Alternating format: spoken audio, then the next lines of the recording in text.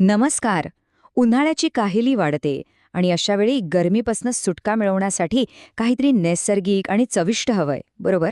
चला तर मग आज आपण खरबूज या फळांबद्दल सगळं काही जाणून घेऊया, जे उन्हाळ्यातलं एक खरंखुरंच सुपर फ्रूट आहे. उन्हाळा आला की कसं थकल्यासारखं वाटतं नाही का? कितीही पाणी प्यायला तरी ते डिहायड्रेशनची भावना काही जात नाही. पण यावर एक अगदी सोपा आणि खरं सांगायचं तर खूपच चविष्ट उपाय आहे. आणि तो उपाय म्हणजे खरबूज. याचं शास्त्रीय नाव आहे क्युक्युमेस मेलो. खरं तर हे फळ म्हणजे उन्हाळ्यातील सगळ्या त्रासांवर निसर्गाने दिलेलं एक परफेक्ट उत्तर आहे. चला, आता जरा खोलात जाऊन पाहूया की या फळामध्ये नेमकं असं काय आहे, जे त्याला गरमीशी लढण्यासाठी इतकं खास आणि प्रभावी बनवतं. तुम्हाला एक गंमत माहित आहे का? खरबुजामध्ये तब्बल 90% पाणी असतं. म्हणजे विचार करा, निसर्गानेच आपल्याला डिहायड्रेशनशी लढण्यासाठी एक तयार नैसर्गिक स्पोर्ट्स ड्रिंक दिलंय. पण थांबा, यात फक्त पाणीच नाहीये. यात vitamin C, vitamin A, potassium आणि फायबर यांसारखे खूप महत्वाचे पोषक घटकही आहेत. आणि हे सगळं मिळून खरबुजाला फक्त एक ताजेपणा देणारं फळ नाही, तर आरोग्यासाठी एक पॉवर हाऊस बनवतं. बाजारात गेलात की हिरवी, जाळीदार, पिवळी आणि कॅन्टलूपसारखी खरबुजाची वेगवेगळी रूपं दिसतील. चवीला जरी यात थोडा फरक असला तर यांचे आरोग्यदायी फायदे मात्र जवळपास सारखेच असतात. चला, आता पटकन खरबुजाच्या प्रत्येक घासात दडलेल्या त्या आश्चर्यकारक आरोग्य फायद्यांवर एक नजर टाकूया.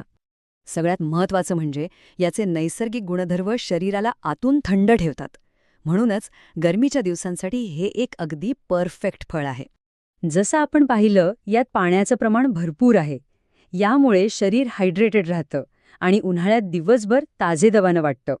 यात असलेलं व्हिटॅमिन ए आणि सी त्वचेसाठी तर एक वरदान आहे. यामुळे त्वचा चमकदार आणि निरोगी राहण्यास मदत होते.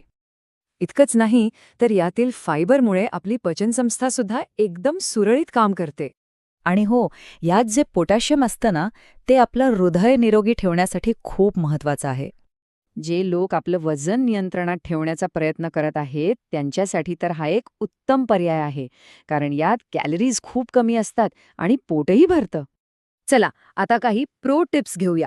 बाजारात गेल्यावर चांगलं, गोड आणि रसरशीत खरबूज कसं ओळखायचं हे समजून घेऊया, म्हणजे मग कधीच फसवणूक होणार नाही. हे अगदी सोपं आहे बरं का. खरबूज हातात घ्या, त्याचा वास घ्या. तो एकदम गोड आणि ताजा यायला हवा.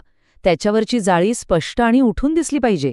आणि हो, हलकंसं दाबून पाहिल्यावर ते थोडं मऊ लागायला हवं. जे खरबूज खूपच कडक आहे किंवा ज्याला काहीच वास येत नाहीये, ते घेणं टाळा.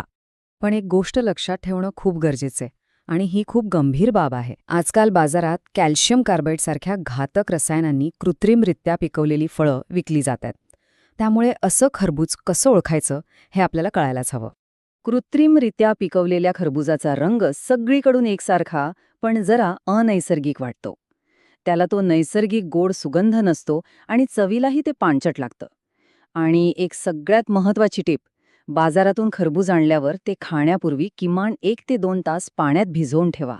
चला, आता आपण या प्रवासाच्या शेवटच्या टप्प्यात आलो आहोत. खरबूज खाण्याची योग्य पद्धत कोणती, जेणेकरून त्याचा आपल्याला जास्तीत जास्त फायदा मिळेल हे पाहूया.